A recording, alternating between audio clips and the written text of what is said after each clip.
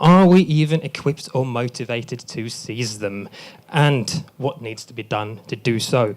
And to discuss this, we are absolutely delighted to have you here. And since no one said to listen to me speak, let's just jump in and introduce them. Marius Arion Nilsen, Member of Parliament from the Progress Party. Stig Kjølseth, leader of Zero. Bård Standal, Deputy CEO of Renewables Norway. And Nebahat Albayrak from EVP at Fortum. So, Marius, seeing as you the only MP here, I thought I'd start with, giving you the first question. There's an election in Norway this year, and you have, for the first 4 years in Parliament that you've had now, argued for more realism in the energy debate. With that in mind, and from your perspective and the Progress Party's perspective, how do you see the possibilities or even need for improved Nordic collaboration in the energy field? It's a great need for it, because the Nordic has been cooperating since the 60s. We've had the interconnections going from Sweden to Norway to Sweden and to Finland, to Denmark as well. And we have had quite complementary systems where Norway has had the hydropower, wind from the 19th and so forth. And then you have had the nuclear, the different sources from the other countries as well. So we have been working very well together, and I've been proposing, or my party has been proposing quite a lot of times in the parliament that we should develop this cooperation even further, both on nuclear power production and other power production systems. So we see great possibilities here, and we are one of the supporters of that. Marvelous. And over to Nebahat as well. We'll do a round, and then hopefully we'll have a bit of a dialogue and a conversation. But Nebahat, we, as Marius touched upon as well, we have a very integrated energy system here in the Nordics.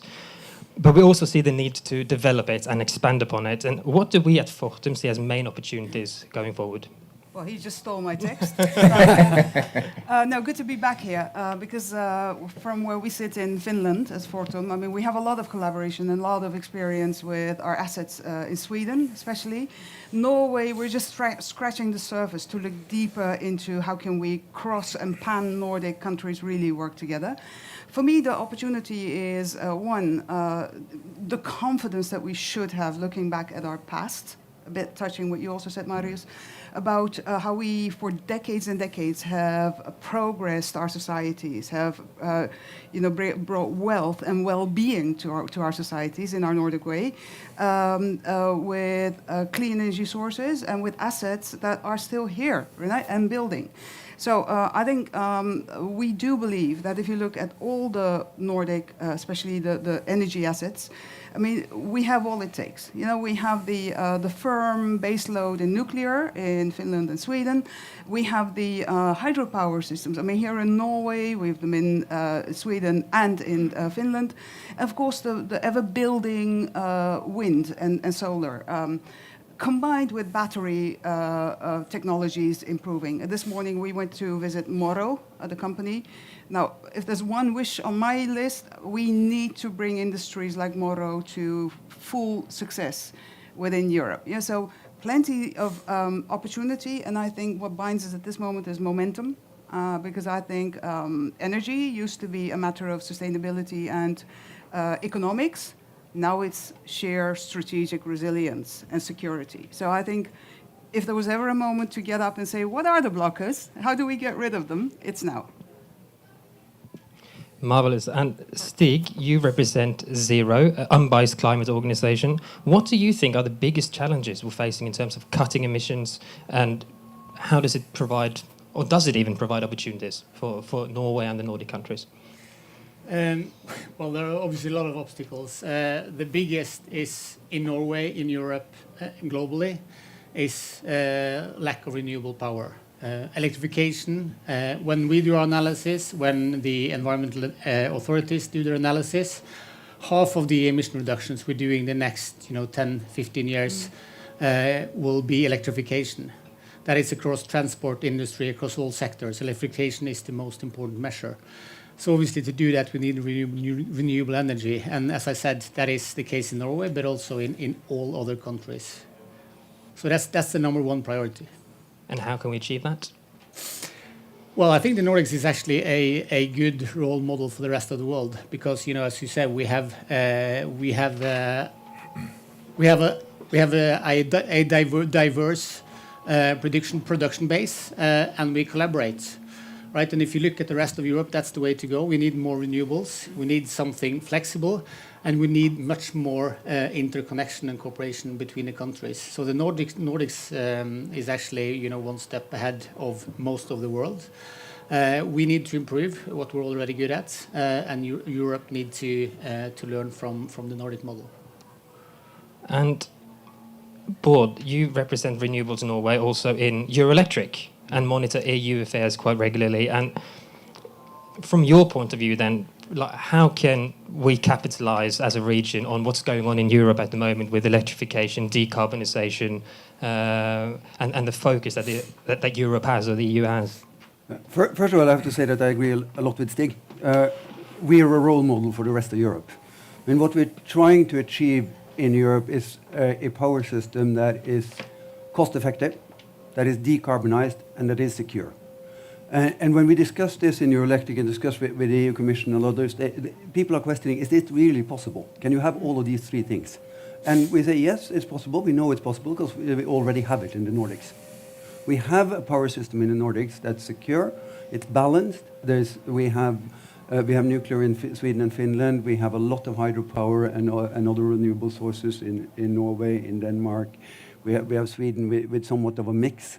It's the cheapest in Europe, and it's almost fully decarbonized already. So we can achieve this in the rest of Europe. So Europe is looking to us. What we can do is, of course, to support the European transition. We're doing that by exporting when the prices are lower here than they are in the rest of Europe. We're doing it with building more capacity. But more or less, we have a market model that the rest of Europe needs to look to. Marius first, then Eberhard. Yeah. You introduced me with bringing back realism in this energy debate, and that's what I usually like to do. And that's where we will have some differences, I presume. But of course, Norway has a very good system, but it can't be copied all over Europe because not everybody has the same resources and the same energy supplies and sources that we have, and what we have as well. What is our base foundation and the condition for success that we have is the regulatable, the adjustable power production, the base load, the big magazines, the reservoirs. We are not weather independent, of course, but we have quite a big magazines, and it can't be replicated and duplicated all over Europe. And what we're seeing now, you mentioned as well in terms of the energy trilemma. You had a few years now, everything was about climate, and now you have brought back resilience, price, cost, and you need competitiveness as well in terms of the users for it. And that's what I think is lacking in this debate. I think it's coming more and more. They will probably disagree with me because I don't think it's that easy. I think it will be quite costly, and I'm not sure if it is the right, not you perhaps, but they at least. And this will be a bumpy road, and I don't think we should pretend it won't be. It will be costly, and is it the right way to go? Should we not focus more on competitiveness when we're seeing that we're lagging behind in the global competition? I think so, and that's the reason why I propose the policies that I do. So let's start the debate. So it's turning into and do chip in as well. But who of you was in the Global Outlook session in the big auditorium earlier today? Quite a number of you, right? So if you remember, the moderator started there saying, if you want to make money, go to the US. If you want a good life, welcome to Europe. I'm like, hold on, what? I said, this is about making money first. about keeping our economies going, getting jobs in Europe, and getting very competitive industries, either keeping them here or starting them here. That's why I also referred to the Morrow visit this morning.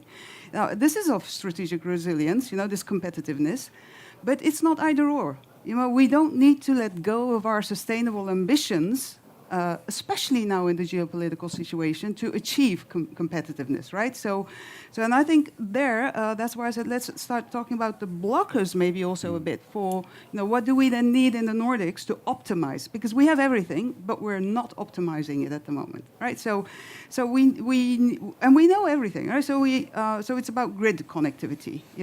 Here in the south of Norway, you exactly know what I'm talking about. Yeah, so it's about the market design and how the markets work, the energy markets, with the price areas that we have. In Finland, we have one, and we know how that can help investments.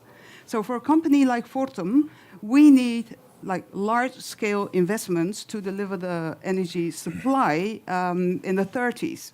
At the moment, we're not able to do these large-scale investments because we don't see the demand taking up, and we don't see investors and companies and energy-intense industries coming to the Nordics.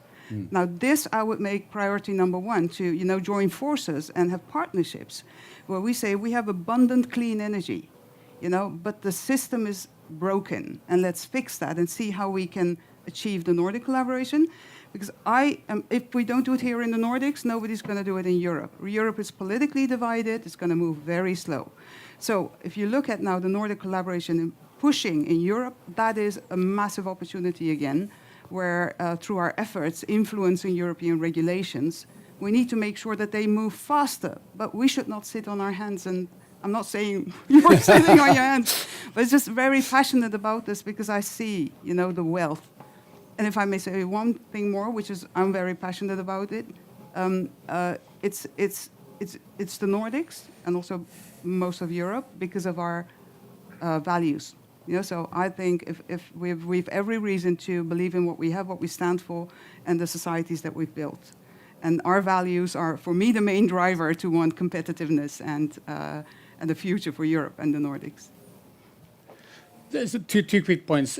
First, you asked me, what is the most important thing to decarbonize? Electrification. If you ask me what is the most important thing to attract new industries to a region? What are the most important things to attract new industries to a region? Renewable energy. New industry and also existing industry, aluminium production, data centers, all of the new things. Most of the new industries will look for the same thing. They will look for cheap, reliable, decarbonized electricity. So, the industry in the next decades, the industry in the world will locate in the places where they find cheap, decarbonized electricity. That could be the Nordics, but it won't necessarily be the Nordics. One quick point about, we agree more than you should think. But when we talk about realism in the debates, and decarbonization, where we probably disagree the most. Okay, so look at Europe. Even if you took away their climate ambition, which now is to reduce emissions by 90% by 2040, which means that coal and gas use will fall off a cliff the next decade if they succeed. But say you take away that, the incentive to build more renewable energy to interconnect will be exactly the same because of energy security and electricity prices. Not exactly, but almost. But back to blockers, I think that, when we talk to data center providers, we talk to Google, we talk to all of these people, they say that, cheap is not the most important thing. The most important thing is that we actually get access. We're in a situation where we have to wait 5, 6, 7, sometimes 10 years to get access to grids. And if we keep that position in the Nordics, these industries will locate themselves elsewhere. I think that's maybe the most important blocker for us. I had a meeting with the Energy and Environment Committee. We went to Sweden and met with Svenska Kraftnät, the Swedish power grid system operator, and they. One of the leading chief engineers there, he was describing the Nordic cooperation and Nordic system as perfect, which is true because we have complementary systems. And then we have connected to Europe, which is where the differences begin. Because I really agree with everything you said. I think that we in Europe should have both competitiveness and we have the values and everything, but we also have the directives, regulations, prohibitions, all of those who reduces our competitiveness. So we need to get rid of these. And in addition, we need some reasonable and achievable climate goals. If you look at Britain, for example, they have lost almost everything of their industry.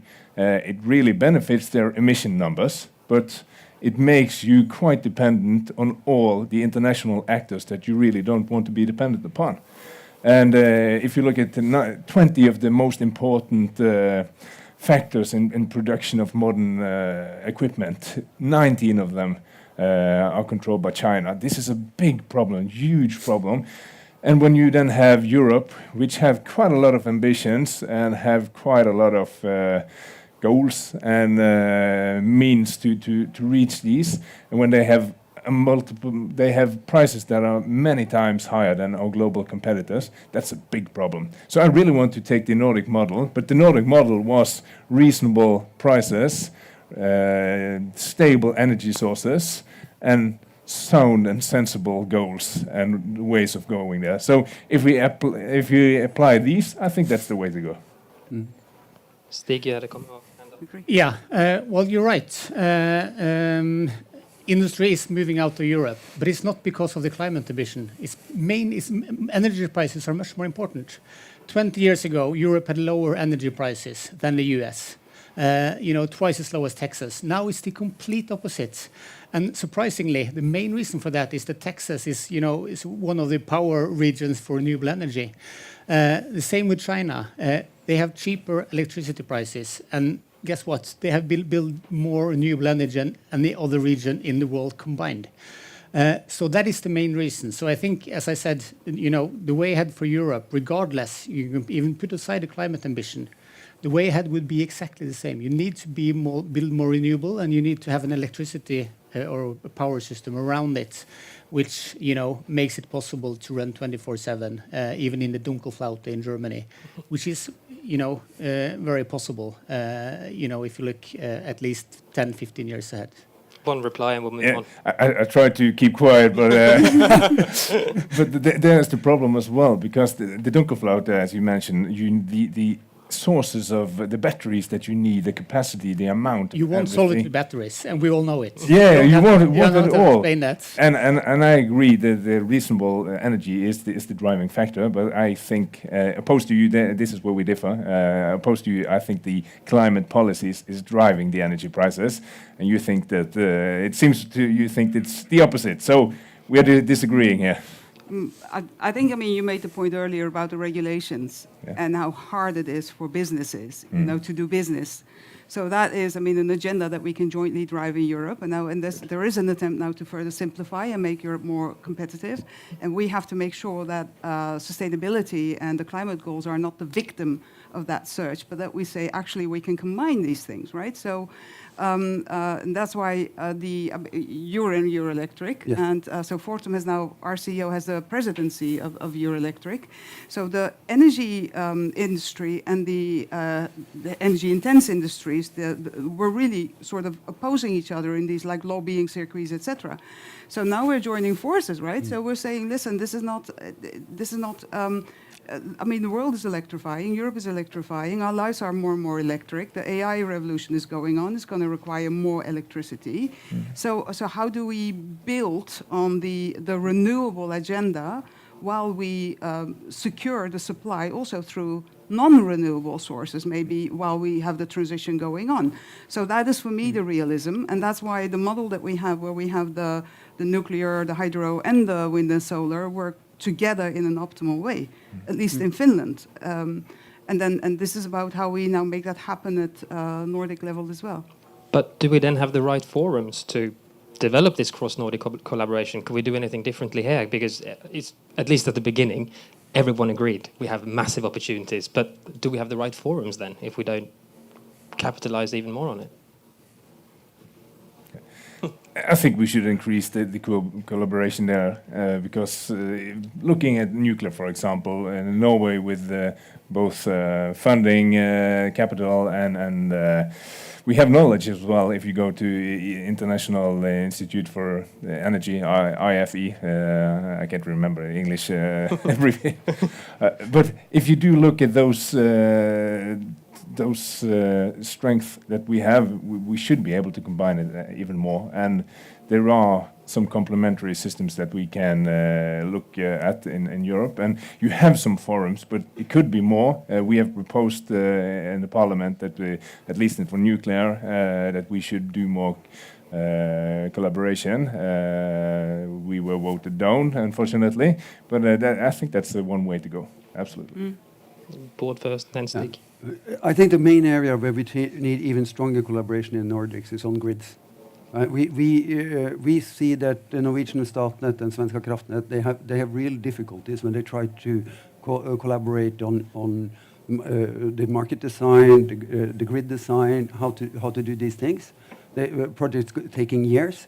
So this is the main blocker for utilizing the resources that we have in the most efficient way. Mm. Well, I had exactly the same point. I think when we talk about Nordic cooperation, like sort of the political institutions are not the most important. The most important is the markets, and to keep both the market framework, to keep competition, and to stay interconnected. Right? We'll have a discussion next year about the interconnectors to Denmark. Well, it's an important part of the system. The more interconnected, the cheaper for all, the more energy secure for all, less, it's easier also to avoid more damage to nature. So that is just to keep the market. That is the way to, both push competition but also to keep to utilize on the complementarity in the energy system in the different countries. I saw two fingers there, Marius. Yeah, you told me this was going to be a talk between not friends, but not a typical political debate. So I'm trying. I think this is going. This is very trying friendly. to restrain myself instead of. But I agree up to a certain point. Interconnection and connecting to other countries are beneficial. But what we're seeing now, and what my main concern, I'm a Norwegian MP. My biggest concern and my responsibility is providing competitiveness for Norwegian companies and the Norwegian power users. And of course, we need to look at it with a bigger viewpoint as well. And but that's my primary goal. And I don't see it as just a benefit of connecting to Europe. You have, for example, in Germany shutting down their nuclear power plants before they have replacements in place. That's a big problem, and you're seeing quite some big distresses in the grid as well, which is undercommunicated. The amount of stress, all the renewable, unpredictable new power production coming into the grid is. If you look at the Norwegian Statnett, the system cost of operating and balancing the Norwegian system has increased by a multiplication of 10 the last 4 years, with connection the two last cables to England and Germany, and with the influx of more renewable. And this is greatly undercommunicated as well. It's not just benefits of getting more power, it depends on which type of power source it is as well. So, of course, we need to collaborate and cooperate with all others, but we need to do it in a sensible and smart way while still maintaining the Norwegian competitiveness, and preferably if Europe goes in a way where they reduce directives and everything, and the European competitiveness as well, because we don't need even more offshoring of Norwegian and European industry. That would be detrimental. Because that competitiveness, that also has another aspect of it, and that's the security aspect, right? So there are, as we see, like the energy transition now in Europe are sort of shifting a bit away from the energy transition. It's shifting a bit away in Europe over to more security aspects, but energy is a very essential part of security, Nebhat, isn't it? Yeah, and I think, I mean, this is being based in a country that has quite a significant and long border, about 1,400 kilometers with Russia. We are looking into this also with my teams who do security of our and resilience of our infrastructure. And Jari is here, over there. He's the head of security in Fortum. So we constantly look at what does it take to keep our assets and our people safe and secure. And we have, I mean, one of the learnings from the Ukraine war is that energy is heavily weaponized. Because I think the Russians, but everybody understands that if you attack energy, you attack everything. You know, you paralyze societies. Our whole digital capabilities, communications, how our societies work, it's all electricity. So if you attack that, so it's no longer a luxury to think of resilience of the energy security and how we make ourselves resilient. It is, and for that, we cannot do without collaboration. We need governments, we need politicians, we need local authorities to all understand what it takes, what we can do more, business continuity plans, security of our assets, etc. But also, you know, what do we need from the national governments? What do we need? And here, I think, again, you know, the topic is Nordic collaboration. We're just really scratching the surface of what we can do more by agreeing how we help each other to stay resilient. You know, when you look at supply chains, for instance, right, that we say we're going to pledge that we help each other in case of a disruption. You know, like we do with national disasters, natural disasters these days. You know, so nobody thinks about it. Everybody sends the search and rescue teams and the dogs and the planes. So imagine that the Nordics would have some sort of a contract among. Maybe this could be a campaign point for you.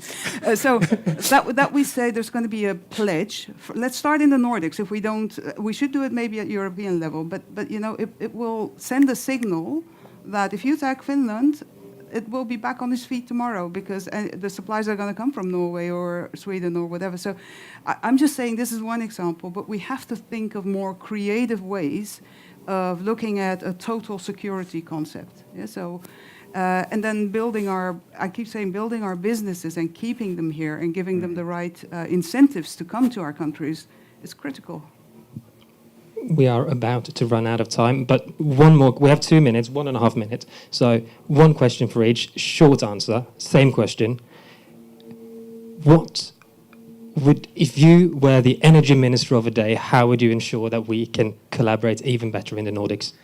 I think, I mean, the point you made is exactly the right one. This is about energy security. You know, all the other things we talked about, but energy security is, you know, the next years might be the most important.